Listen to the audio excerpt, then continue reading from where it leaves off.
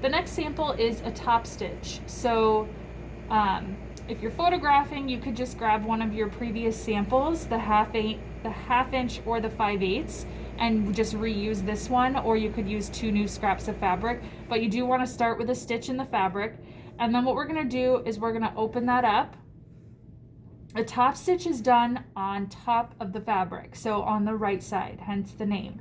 So I'm going to open that up, and I have my seam allowance on the back, and then I'm just going to kind of finger press that down. Typically you would want to press it with an iron, but you can just finger press for the sample purposes.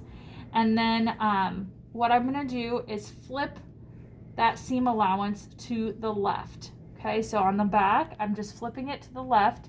And now what I'm going to use as the guide is the seam. So the nice seam that we have, that's what I'm going to use when I'm lining up on the machine. So for this sample, we'll just do a 1/4 inch top stitch. So I'm just going to, I have my seam allowance flipped to the left underneath, and then I'm going to lower the foot, and I'm using the edge of the foot along this nice seam that I had created. So I do need to change my knob back to 2. Make sure that if you are doing samples, you change that back to the 2.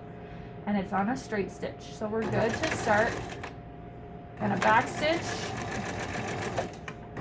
And then I'm watching this guide along that seam.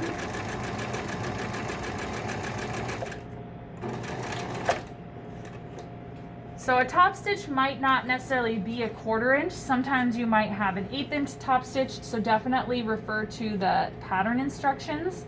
But what you can see, we have that nice straight stitch. We have back stitch at the start and the stop. And then when I look